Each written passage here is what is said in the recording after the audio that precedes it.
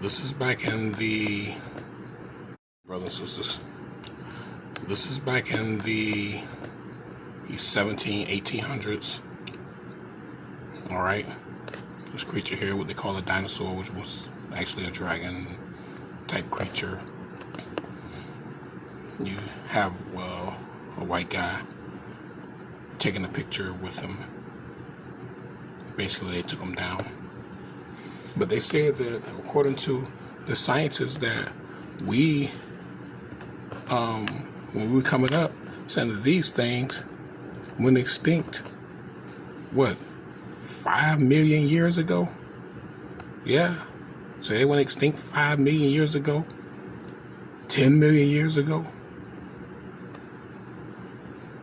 Why is there a picture of a white guy? And he's holding something in his hand. I can't really. Let me see if I can blow it up. He's got, I'm not sure what that is in his hand. But you can see he's leaning on it. He's showing that basically this is like his trophy. All right.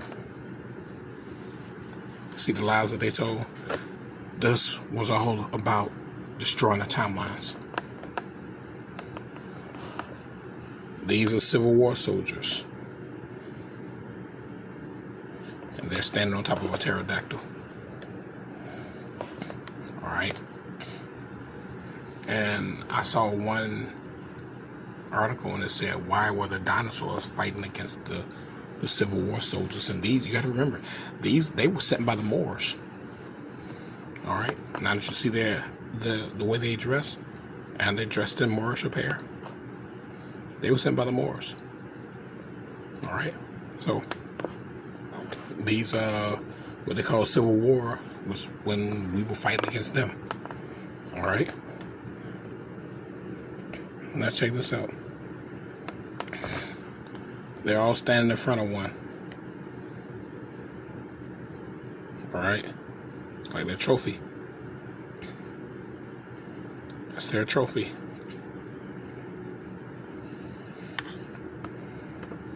Civil War. There's another picture. Pterodactyl.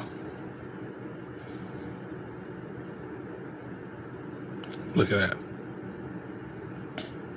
Can you see that? Civil War soldiers. That's a different picture with pterodactyl. Or what they call a pterodactyl. It's actually a dragon. All right. There's another. So they killed all of our beasts on our land. All the beasts on the land they killed. All right.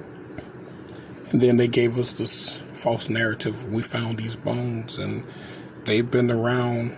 They went extinct 10 million years ago, 5 million years ago, during the whatever Paleotastic period and the Jurassic period and all this other bullshit. They lied. They lied. The spirit of the Wild West is alive and well in this small town, where saloon doors still swing open and horses pull stagecoaches along Main Street.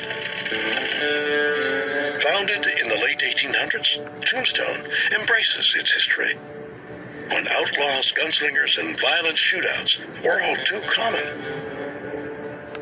Tombstone was a silver boom town. But what makes Tombstone so legendary was mostly the gunfight of the OK Corral. Now, that was between the Earps, the Clans, the McClars, and Billy Claiborne. Also, Doc Holliday was involved in that gunfight. Now, the gunfight was actually in the alleyway leading into the OK Corral off Fremont Street.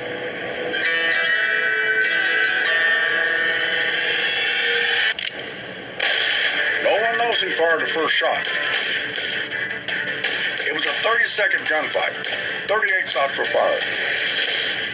And 3 men lay dead on the street. There's so much history around here.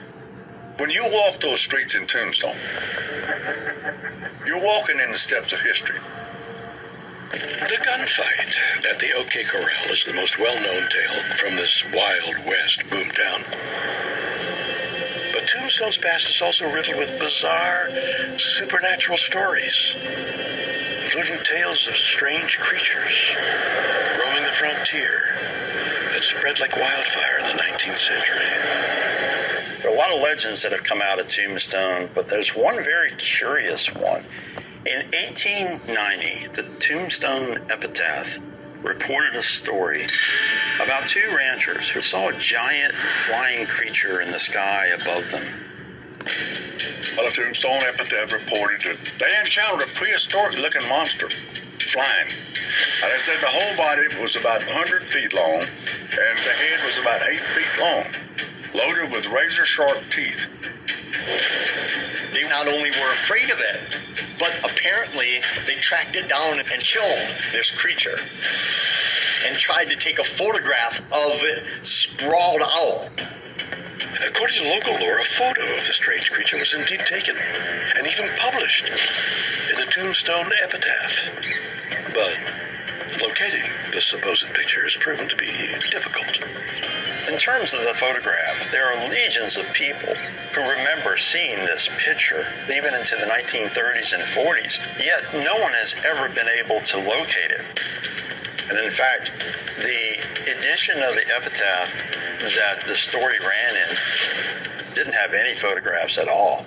Although the alleged newspaper photo has never been found, over the years, a number of bizarre pictures featuring cowboys and a massive winged creature have surfaced and can be seen on the internet. One photograph depicts a group of men with a giant winged beast. The creature is winged, but it's not really a bird. It looks more like a pterodactyl, something prehistoric with large leathery wings and a large head with 2 feet hanging down below. It adds to the mystery of the creature and makes us wonder what exactly is flying around in the southern deserts. While the images of the winged creature are compelling, historians have questioned their authenticity and claim that they may have been fabricated as a result of the fascination people have with the... Of course, now you listen to that. Now, they took pictures of what happened, but according to the historians, they had maybe fabricated. Why would these people lie? Especially during the 1800s. They didn't have the technology then to create such a creature. Understand that? They didn't have the technology like they have now to create such a creature. So when they took the picture, this was a real picture. So how could they fabricate something? Why would these men fabricate this here? Why would they fabricate this? They took a picture. So, and this would seem like it would be more recent. So them saying that these creatures died millions of years ago, that's a fucking lie. It was just a couple hundred years ago. This strange tale from the Old West. Although most variations of the photos seem to be hoaxes, I think it's weird when you combine all of the things of the newspaper encounter, people swearing that they personally saw the photograph, and now it's gone. It only adds more history and wonder to the story, and I think in some regard it makes it even bigger than it would have been. Is the story of the Tombstone pterodactyl just a tall tale? Or is it possible that there really was a species of giant flying creatures that roamed the deserts of the Old West? Perhaps the answer can be found by examining accounts from Native American folklore of a creature known as the Thunderbird. The Thunderbird is one of the most widespread, powerful creatures and symbols in Native American mythology. There's a gigantic bird, some kind of raptor, sometimes with somewhat human qualities. Okay, so they're saying Native American mythology, but they've got pictures and they know. All right? Y'all listen to the key words that these beings, these creatures come out their mouth with. They come out, you got to understand, they're doing things to dissuade you from the truth. Understand? They're doing things to dissuade you from the truth. And the truth is that they killed off all of the creatures. The saber-toothed tiger, the woolly mammoth was all on this land. We had what they call the American elephant. We had elephants on this land. We had tigers. We had different types of lions on this land from where is Africa. We had different types of lions here. All right, different types of creatures on this land. Where are they all? They're all dead because of the Moors and their children, their slaves, who killed them all. Why? To erase the timeline from this land right here. All right.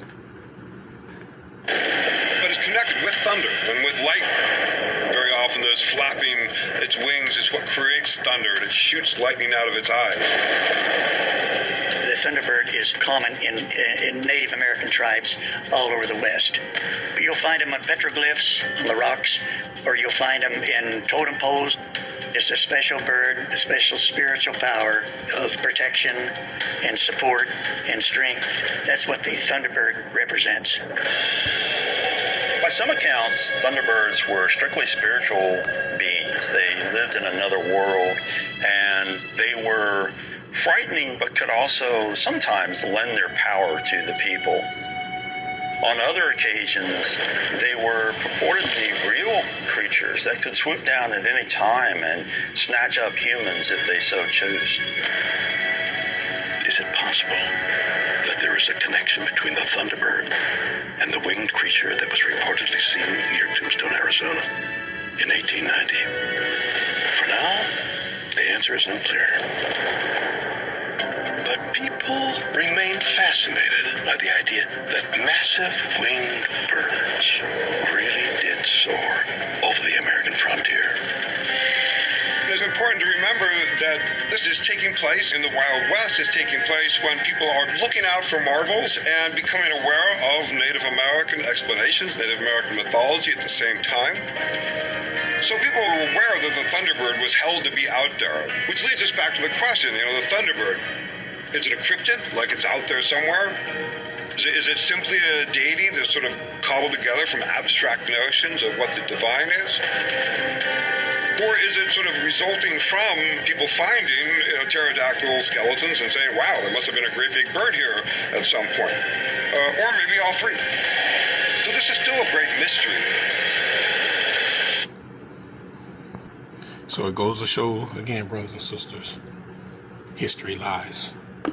The history that we had in the books, they lied. All right? These creatures that were here, when the Moors came here, these creatures were here fighting with us. They were fighting with us side by side. All right? Now, I remember reading in the Apocrypha a long time ago, when I was into that Hebrew Israelite stuff, and they talked about a creature that flew in the sky and lightning came from his eyes. It's in the Apocrypha.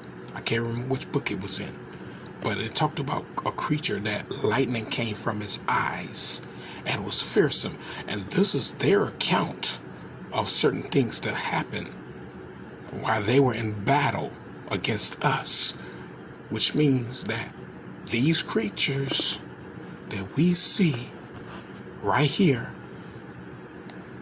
all these creatures were alive,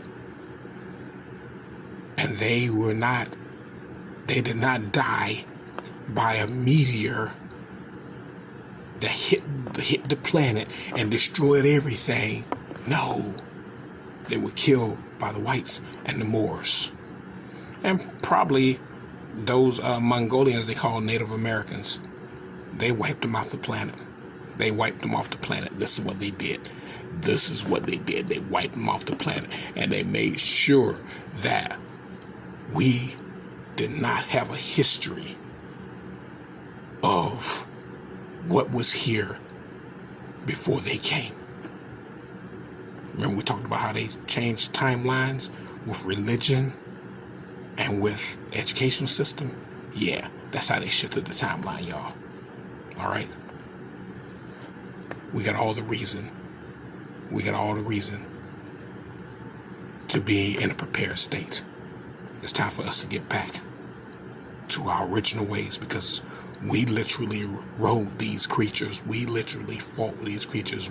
They were our friends.